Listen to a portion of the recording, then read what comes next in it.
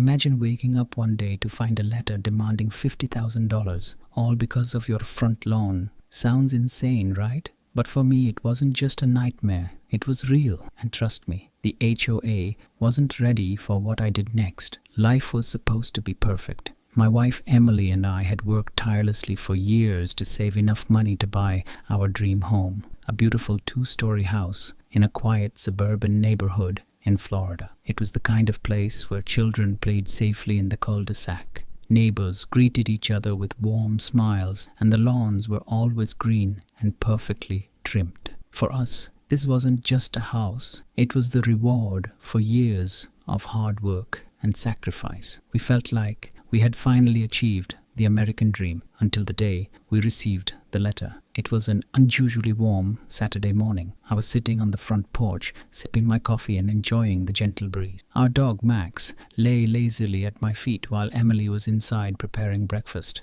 Everything felt peaceful until I noticed an official-looking envelope sitting in the mailbox. It was marked with bold red letters, "Urgent, Cho notice." My stomach churned as I tore it open. At first, I thought it would be something minor, a reminder about the community pool schedule or a notice about neighborhood events. But as I read the words on the page, my heart began to pound. Violation notice, failure to maintain lawn to community standards, penalty, $50,000. I read the amount again, convinced my eyes were playing tricks on me. $50,000 for my lawn? My hands trembled as I clutched the paper tighter. I glanced out at the yard. Sure, it wasn't a golf course, but it was neatly trimmed. How could this be worth a fine that large? My mind raced with questions. Was this a mistake? A typo? Surely no reasonable person would think my lawn deserved a fine larger than the cost of a brand new luxury car. I rushed inside, waving the letter in front of Emily. "You're not going to believe this," I said, my voice shaking. She took the letter, scanning the contents with furrowed brows. "This has to be a mistake," she said, echoing my thoughts. "Our lawn isn't perfect, but it's no worse than anyone else's." Determined to clear up the misunderstanding, I dialed the HOA office. After several rings, a woman answered in a cold, detached voice. "Homeowners Association, how may I help you?" I explained the situation, struggling to keep my frustration in check. "There must be some mistake," I said. "I mow my lawn every week, and I even hired a landscaper last month. Why am I being fined $50,000? Her response sent a chill down my spine. "Your lawn does not meet the approved community aesthetic," she said, as if she had repeated the phrase 100 times before. "The fine is valid, and payment is due within 30 days. Failure to pay will result in legal action." I couldn't believe what I was hearing. "But what exactly is wrong with my lawn?" I pressed. "Is it the grass length? The color? What do you want me to fix?" She paused for a moment before delivering her next blow. "Your grass is 3 shades lighter than the approved community color," she said flatly. "It disrupts the visual harmony of the neighborhood." I nearly laughed out loud. Was she serious? 3 shades of green? Who even notices things like that? "This is absurd," I snapped. "I'm not paying $50,000 because my grass isn't green enough." She didn't flinch. "If payment isn't received in full, we will initiate foreclosure proceedings." And with that, she hung up. I stood there in shock, the phone still pressed against my ear. Foreclosure? Over grass? My frustration turned to anger. I had worked my entire life to buy this home. No overreaching HOA was going to take it from me without a fight. That night, I scoured the HOA bylaws, looking for any loophole or shred of evidence that could help me. What I found only made me angrier. The rules were written in vague legalese, granting the HOA unchecked power to impose fines, seize property, and even evict homeowners under the guise of community standards. Worse, I discovered that several board members had financial ties to local landscaping companies. It didn't take a genius to connect the dots. This wasn't about maintaining property values. It was about lining their pockets. Determined to fight back, I started documenting everything. I photographed my lawn from every angle, showing it was no worse than my neighbors. I filed official disputes, sent certified letters, and contacted legal aid organizations. But the HOA wasn't just backing down. They sent more notices, each more threatening than the last. My once peaceful home began to feel like a prison under siege. The stress began to take its toll. Emily and I argued constantly. The fear of losing everything we had worked for loomed over us like a dark cloud. Friends suggested we pay the fine and move on, but I refused. If they could do this to us, they could do it to anyone, and I wasn't about to let them win. One day, a neighbor named Tom stopped by. He was an older man who had lived in the community for over 20 years. "I heard about your fight with the HOA," he said, his voice low. "You're not the first." He handed me a folder filled with complaints from other homeowners, stories of outrageous fines, harassment, and even forced evictions. "These people won't stop until someone stands up to them," he warned. Inspired by his words, I decided to go public. I created a website called HOA Horror Stories and shared our experience. I posted the evidence I had gathered, photos, letters, and audio recordings of my calls with the HOA. To my surprise, the site went viral. Homeowners from across the country flooded my inbox with similar stories of abuse and corruption. News outlets picked up the story, and soon the pressure on the HOA began to mount. The turning point came when a local investigative journalist reached out. She wanted to expose the HOA's shady dealings and financial conflicts of interest. With her help, we uncovered a web of corruption that ran deeper than I ever imagined. Board members were receiving kickbacks from contractors, and fines were being used to fund lavish personal expenses. It was a bombshell. Faced with mounting public outrage and legal scrutiny, the HOA backed down. They dropped the $50,000 fine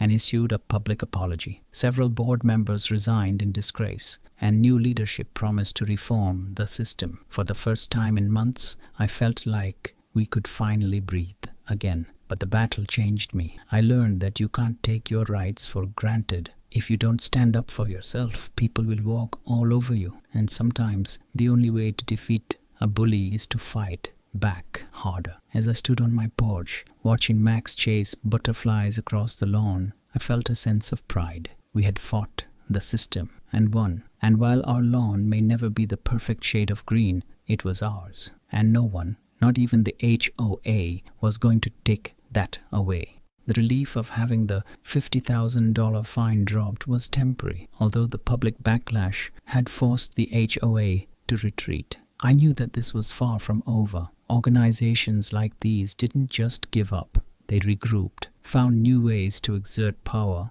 and came back even stronger.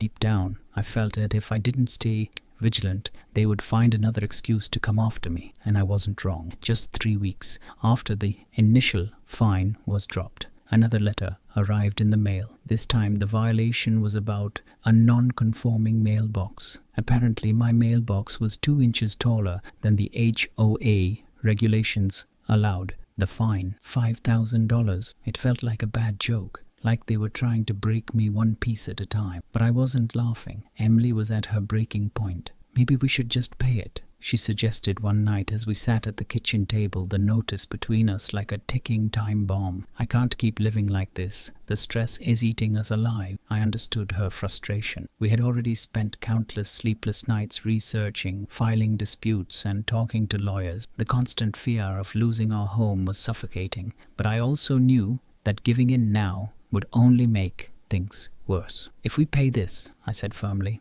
"they'll never stop. Next time, it will be the color of our front door or the type of flowers we plant. This is about control, and I won't let them control us." She sighed, rubbing her temples. "So what do we do next?" I knew we couldn't fight this battle alone. If the HOA was targeting us, they were likely doing the same to others. It was time to build an army. That weekend, I printed hundreds of flyers that read, "Are you a victim of HOA abuse? Join us. Together, we fight back." I slipped them under every door in the neighborhood and created a private online group where residents could share their experiences. At first, only a few people joined. Most were scared of retaliation. But as the days passed, the stories began pouring in. Seniors fined thousands for painting their shutters the wrong shade of blue.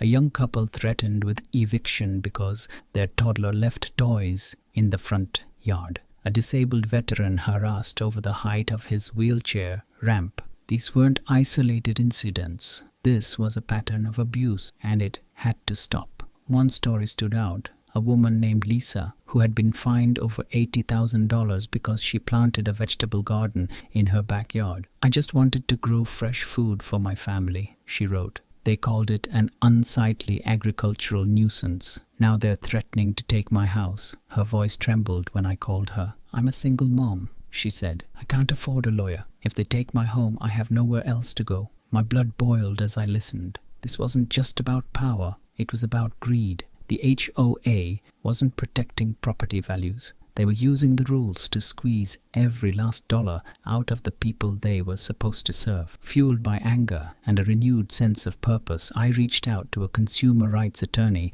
specializing in HOA abuse. Her name was Sarah Green, and she had spent years fighting against corrupt HOAs. When I told her our story, she didn't hesitate. "They're counting on you to be scared," she said. "But if you're willing to fight, I'm willing to help." Within days, she filed a formal legal complaint against the HOA on behalf of me, Lisa, and 6 other homeowners who had joined our cause. The lawsuit alleged fraud, harassment, and misuse of homeowner funds. And once the news broke, things escalated fast. The HOA responded the way bullies always do, by doubling down. They sent threatening letters to anyone associated with our group. Board members began showing up at our houses unannounced, inspecting everything from our roof shingles to our garbage bins. One night, I caught a man in a suit taking photos of my backyard through the fence. "Hey," I shouted, storming outside. "What the hell do you think you're doing?" He didn't answer, just slipped away into the darkness. It felt like we were living under surveillance, but instead of scaring us, their tactics only strengthened our resolve. More neighbors joined our cause, sharing evidence of financial misconduct and hidden fees. We uncovered something explosive. The HOA president was awarding no-bid contracts to her brother's construction company. Millions of dollars in community fees were flowing into their family business, while homeowners were fined for minor infractions. The corruption ran deeper than anyone had imagined. As the pressure mounted, I received an unexpected phone call from a local news station. They wanted to do an investigative report on HOA abuse, and our lawsuit was the perfect centerpiece. The day of the interview, I stood in front of my home with Sarah and several other homeowners by my side. "Why are you fighting this battle?" the reporter asked, holding the microphone toward me. I took a deep breath. "Because this isn't just about my lawn," I said. "It's about every hard-working family who has been bullied by those who are supposed to protect us. We won't stop until we see justice." The story aired during prime time, sending shockwaves through the community. Suddenly, the once invincible HOA found itself under the microscope. The state attorney's office launched a formal investigation into their financial practices. Homeowners who had been too scared to speak out finally found their voices. Even those who once defended the HOA began to question their motive. But the fight was far from over. The board wasn't going down without a battle. And as the stakes grew higher, the cost of standing up for our rights became more personal than I ever could have imagined. What happened next would test everything I believed about justice, loyalty, and the true price of freedom. The night after the news story aired, my phone wouldn't stop buzzing. Messages poured in from neighbors, strangers, and even people across the country who had faced similar HOA abuses. Some offered support. Others shared horror stories worse than mine. Families forced to sell their homes, elderly couples bankrupted by endless fines. It was both comforting and terrifying to realize how widespread the problem had become. But as empowering as the public attention felt, I knew it wouldn't sit well with the HOA, and I was right. The retaliation began almost immediately. 2 days after the story aired, I woke up to find a bright orange sticker plastered on my front door. It read, "Final notice. Immediate action required." According to the letter taped beneath it, the HOA had determined that my roof shingles were faded and non-compliant. If I didn't replace the entire roof within 14 days, they threatened to fine me $25,000 and initiate legal proceedings. I couldn't believe it. My roof was in perfect condition. This wasn't about maintenance. This was punishment. Emily was furious. They're trying to scare us into submission, she said, pacing back and forth. They're proving your point. They don't care about the community. It's all about power and control. But I knew this was only the beginning. Bullies don't stop when you expose them. They push harder, hoping to break you. And the pressure wasn't just on us. Lisa, the single mom who had joined our lawsuit, called me in tears. They sent a notice saying my garden is a public health hazard, she said, her voice shaking. They are demanding I tear it all out, or they'll put a lien on my home. For a woman already on the edge financially, this was devastating. Another neighbor, an elderly veteran named Frank, had his disability ramp labeled a structural violation, despite the fact that he had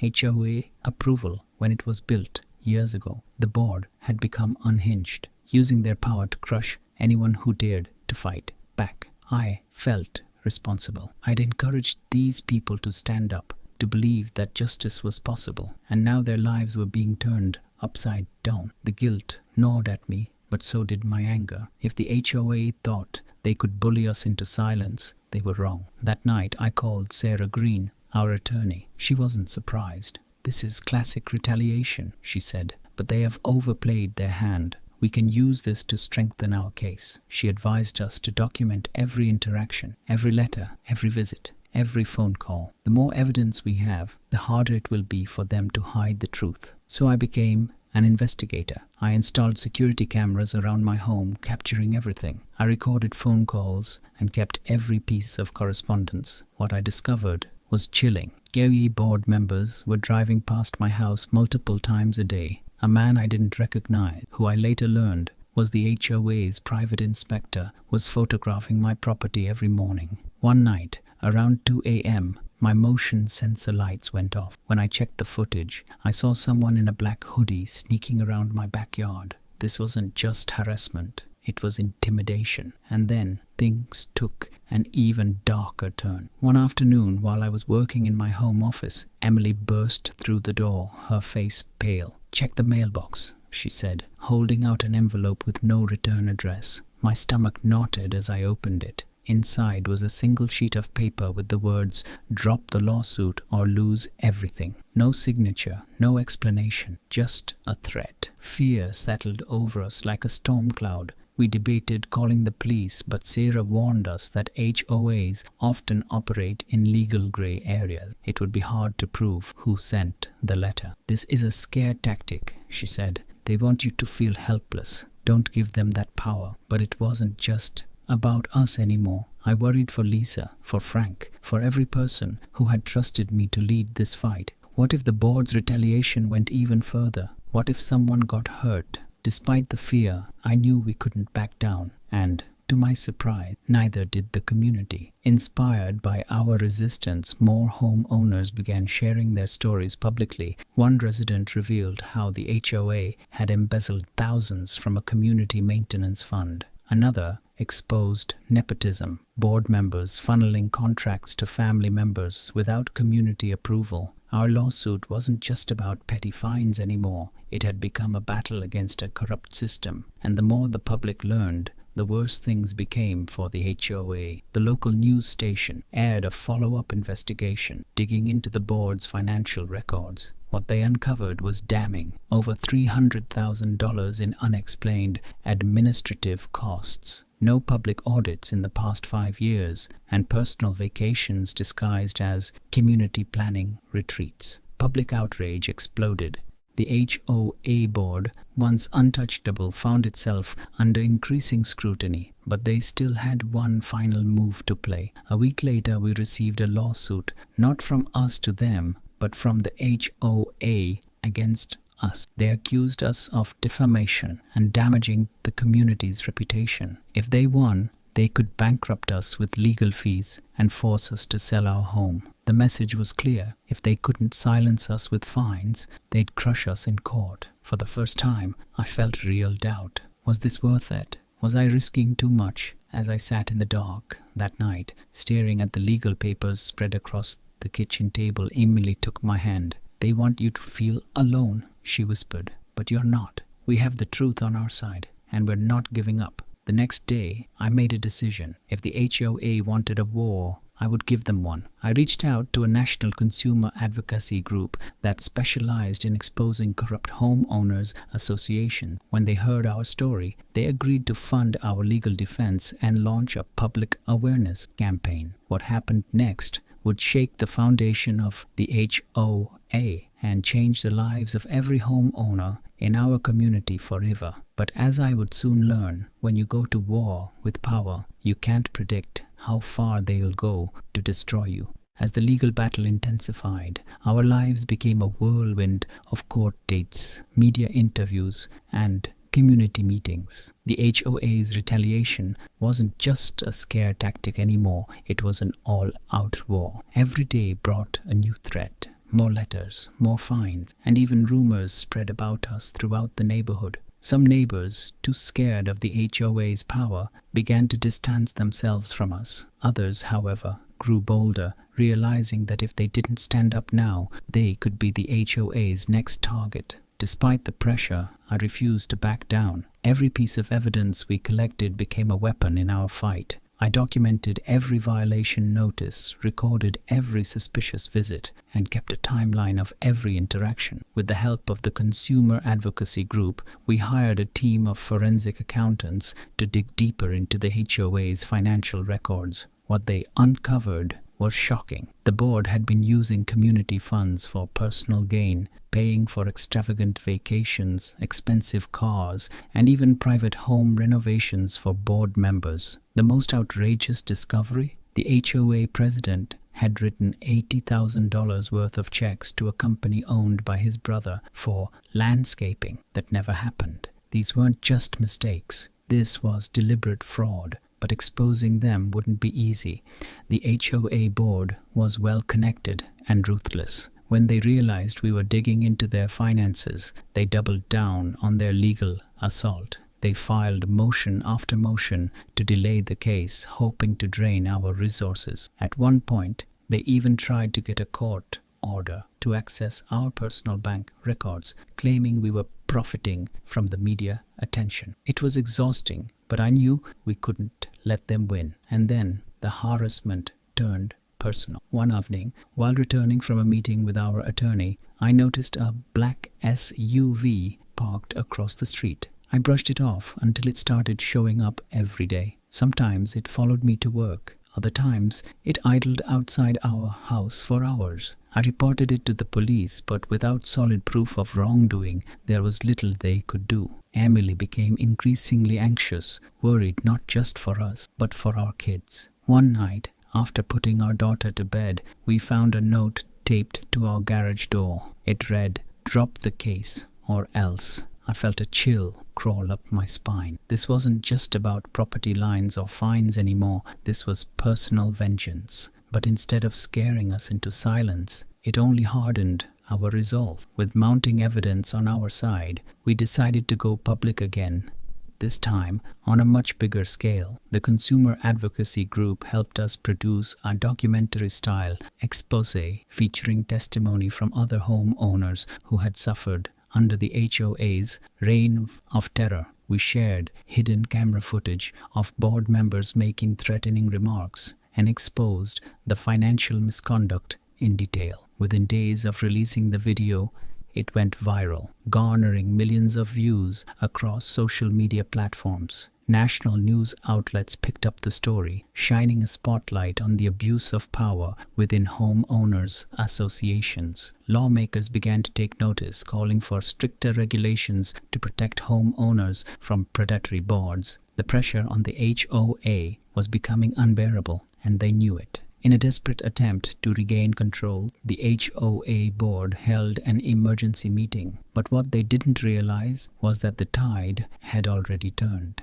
Hundreds of homeowners packed the meeting hall, many holding signs demanding transparency and justice. When the board tried to limit questions, the crowd erupted. One by one, residents came forward, telling their stories, demanding accountability, and calling for resignations. And then came the breaking point. During the meeting, our attorney presented irrefutable evidence of fraud, bank statements, falsified invoices, and emails showing deliberate attempts to hide spending. Under the weight of public scrutiny and legal pressure, the HOA president, red-faced and visibly shaking, resigned on the spot. Within 48 hours, the entire board was forced to step down, but the battle wasn't over yet. Even with the board removed, we still had to face them in court. The defamation lawsuit they filed against us loomed like a dark cloud over everything. If we lost, it could destroy us financially, but if we won, it would send a powerful message to corrupt HOAs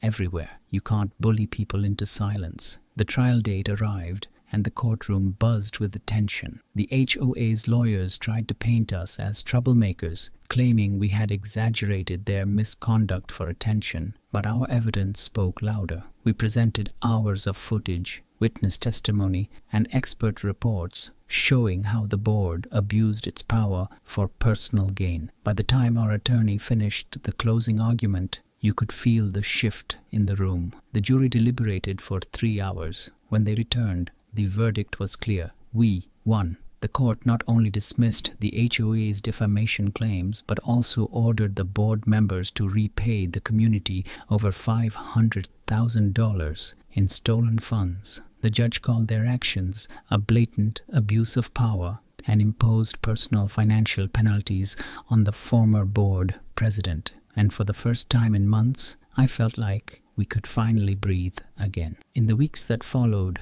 the HOA was placed under new management, with community-elected representatives, people who truly cared about the neighborhood. Policies were rewritten to protect homeowners' rights, and regular audits became mandatory. But the most satisfying moment came when we stood outside the courthouse. Reporters asked if we regretted taking on the HOA, considering the personal toll. I looked at Emily, then back at the crowd of supporters who had stood by us through everything, and said, "No one should live in fear of losing their home. If we don't fight back, who will?" And with that, we walked away, free, vindicated, and stronger than ever. But little did we know, this battle was just the beginning of a much bigger movement, one that would reshape how HOAs operate across the country. In the months following our courtroom victory, life finally started to return to normal, or at least a new version of it. The HOA board's downfall had sent shockwaves not just through our neighborhood,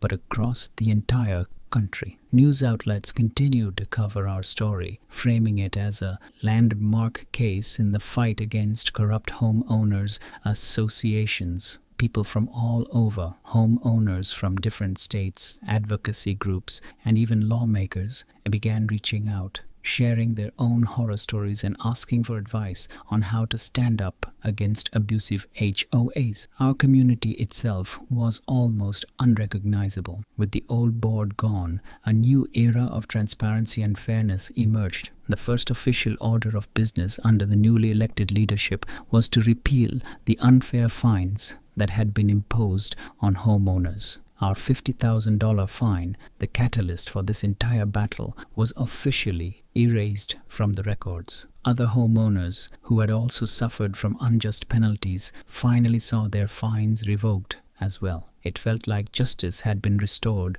but our journey was far from over. Despite the victory, healing wasn't instant. The emotional toll this fight had taken on our family lingered. There were nights when Emily would still wake up in a panic, worried that another threatening letter would arrive. Our daughter, though young, had sensed the tension and would cling to us any time a stranger approached the house. It wasn't easy to rebuild the sense of security we had lost, but we refused to let fear define our future. Determined to turn our struggle into something meaningful, I began working with the consumer advocacy group to push for legal reform. Our case had exposed glaring loopholes that allowed HOA boards to operate unchecked, and we knew change was long overdue. I testified before state legislators, sharing our personal story and urging them to pass homeowner protection laws that would limit the power of HOAs to impose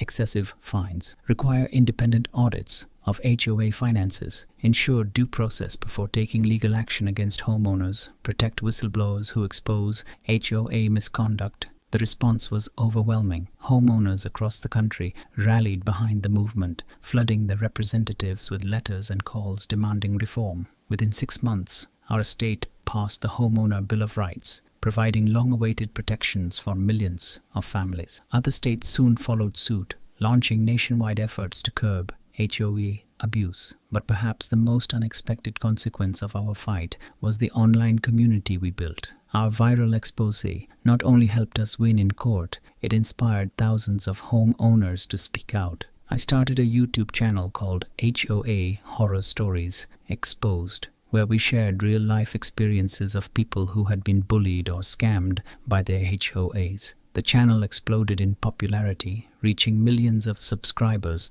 who were eager to learn their rights and fight back. Through the channel, we featured interviews with legal experts, former HOA board members who had witnessed corruption firsthand, and everyday people who refused to be silenced. Each story we shared wasn't just about exposing injustice, it was about empowering homeowners to take control of their lives. We provided resources, step-by-step guides, and legal templates to help people challenge unfair fines and abusive practices. What started as our personal nightmare had transformed into a movement, a force for change across the country. One of the most emotional moments came a year after our court victory. I received an email from a single mother in Texas who had been on the verge of losing her home due to fraudulent fines. Inspired by our story, she had used the resources we provided to fight back, and she won. Her message read, "Because of you, my children and I still have a place to call home. Thank you for giving us hope." Reading those words brought tears to my eyes. It was a reminder that our battle wasn't just about our family, it was about every family who had ever felt powerless against our broken system. But the HOA's downfall wasn't without its lingering effects. Former board members, bitter over their public humiliation, tried to smear us in the media. They claimed we had destroyed the community by exposing their corruption. Some even suggested we had orchestrated the entire thing for personal fame. But no amount of lies could erase the truth. We had fought for justice, and we had won. In our neighborhood, things had changed for the better. With the corrupt board gone, homeowners began working together rather than living in fear. Community events returned. Block parties, charity drives, and holiday celebrations brought us all closer. For the first time in years, our neighborhood felt like a place where everyone belonged. And as for our family, we emerged from the battle stronger and more united than ever. Emily and I made a promise to never back down when faced with injustice, and to teach our daughter that one voice can make a difference. Our home, once a symbol of the HOA's tyranny, became a beacon of hope for those still fighting their own battles. One evening, as the sun set behind the house, Emily and I sat on the porch, watching our daughter play in the yard. There were no letters in the mailbox, no black SUVs lurking in the shadows, just peace. After everything we had endured, it felt like we had finally reclaimed our lives. As the stars began to appear in the sky, Emily turned to me and smiled. "We didn't just save our home," she said softly. "We changed everything." And in that moment, I realized she was right. What had started as a fight for one family had become a fight for every family. Our story wasn't just about surviving the HOA's wrath. It was about proving that when you stand up for what's right, you can change the world, one battle at a time. And no matter how powerful the opposition may seem, the truth will always win.